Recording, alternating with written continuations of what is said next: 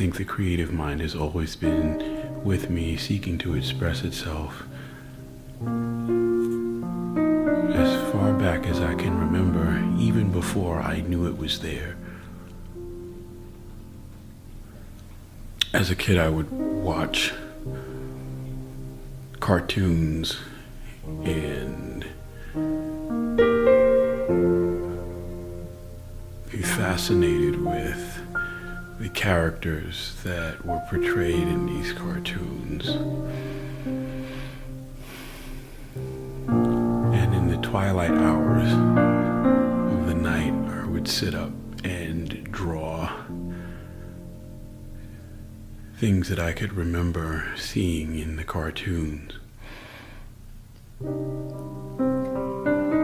I would sit at the side of my bed, closest to the window, angled for the best light.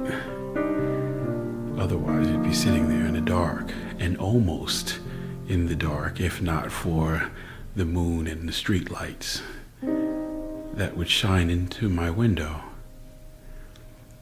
I would sit there and draw quietly, very quietly, so quietly that I would find other sounds that would happen, usually when I was the most quiet. The sounds would become very, very loud, very, very loud. So loud that it would sound as if it could drown out the loud sound of anything else. The silence became deafening, and I would find myself years struggling to identify what that was. What are those sounds that would, in silence, become so loud that I could only hear them when I was the most still? Yet there they were. It would be many years later that I would discover that to have been my heartbeat, my own heartbeat. I could hear it. I don't think I concentrate today on anything as intensely as I did when I was a kid. Those sessions drawing at the foot of my bed.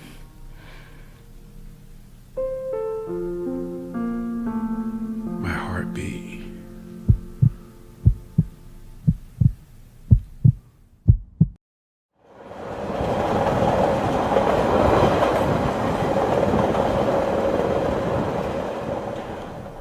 I used to spend a lot of time on the train.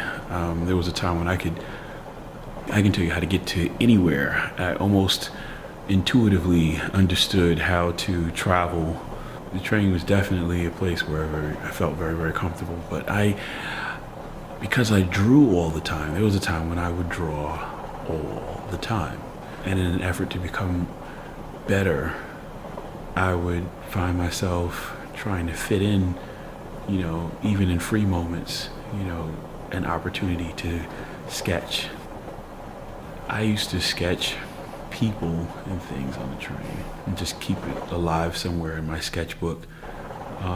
Definitely not aiming to have a masterpiece sitting there, but just to be in touch with my instrument, correctly seeing and feeling my process of drawing, whatever my thoughts were, whatever person was sitting across from me on the bench. Believe it or not, I can recall having sketchbooks filled with expressions from, people that were sitting on the train and didn't realize that they were a model for a page in your sketchbook.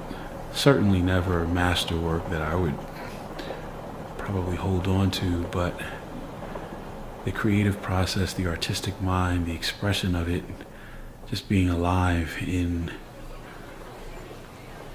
what I did, how I felt about what I was doing. Who am I? Who am I? I've spent an incredible amount of time in my life trying to create something that I didn't even realize that I was creating. The boy that went from not knowing how to write and organize his thoughts has gone to tell stories well beyond what I thought I could do, well beyond what I thought was possible. Who am I?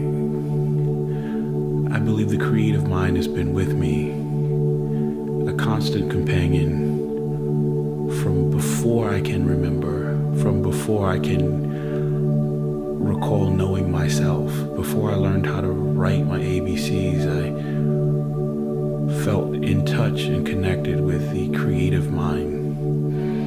That creative mind is artistic, it is alive, it is in me. Who am I? I believe myself to be a creator. And I believe that I have struggled for a very long time with creating or even recognizing what it was that was really happening with my life. I thought it was just, I thought when I drew on the page that was it. That was the only demonstration of artistic power or journey. And now, more than ever, I believe that it is clear that that was only the easiest way for me to identify it. The simplest way of identifying the presence of an artistic mind would be to do some drawings on a page. But a more complex way of identifying would be the portrait of my life. The character that I've become is a character that I've created. The Chronicles of King Kai is my story. It's a story of a boy that experiences incredible family tragedy and loss, and as a result finds himself having to respond to the nightmare of perpetual crisis. The Chronicles of King Kai is a story of a little boy's story of becoming more, as he's confronted with challenges and realizes that if he is to survive, then he has to evolve, he has to become more. And what he does is he creates this. In the process of explaining this experience, a colorful metaphor unfolds, and that is the universe of this little boy's creation in this little boy's mind. He creates character, a world, a story. The Chronicles of King Kai is a colorful metaphoric reference to a little boy's story of becoming more. It's my story. Still in its development. We've gotten a chance to go to Comic-Con and share some of this vision while interacting with a lot of the supporting fans that are interested. But we still have a lot of work to do, and I'm really excited about sharing this vision. It's a continuing vision. We're writing our story every day. One of the lessons that this little boy has taught me is that we are the masters of our destiny. And I think that little boy has been so effective in helping me to understand that today as a grown adult man.